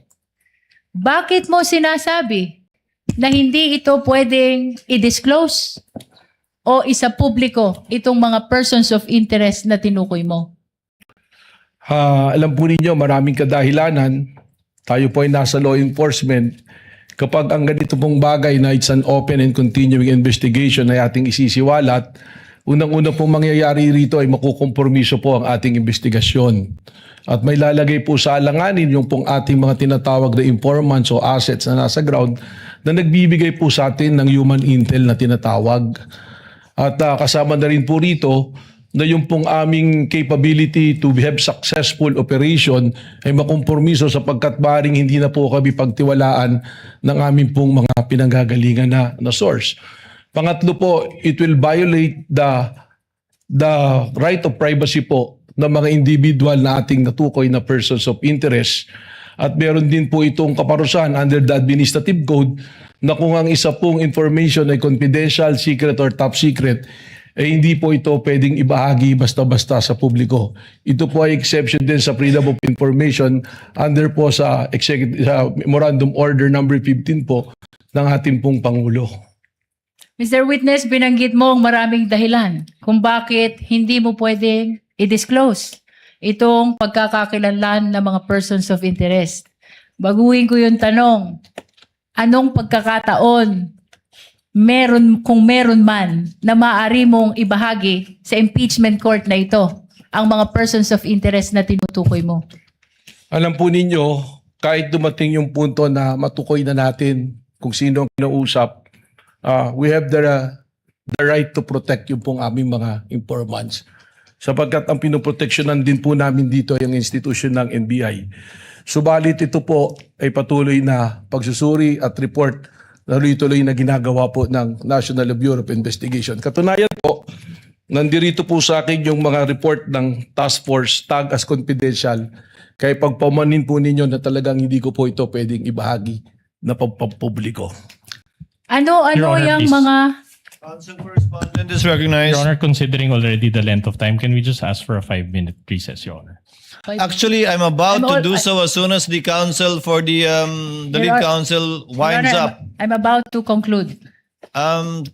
As soon as the direct examination is concluded, the chair will declare a recess before we proceed with your cross. Would that be okay, counsel? Okay, Your Honor. Counsel may proceed. Witness may answer. Mr. Witness, ano yung mga papel na ipinapakita mo kanina?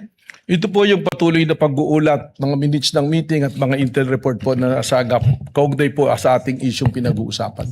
Kaugnay ng mga persons of interest na hindi mo pwedeng isiwalat, iyan ba ay bahagi ng mga papel na iyong ipinapakita? Kasama na po ito. Mr. Witness, I'm about to conclude. Ano ang nalabag ng Vice Presidente kung mayroon man? Objection, Your Honor. Kaugnay ng banta niya sa buhay ng Presidente.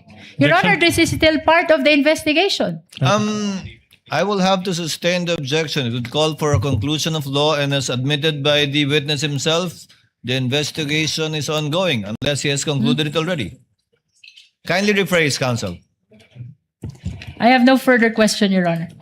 If there are no further questions, given that it is 4:03 and given that it's been 2 hours already, as agreed, Chair will declare a 15-minute recess. We shall resume at 4:18 for the cross-examination of the counsel for respondent.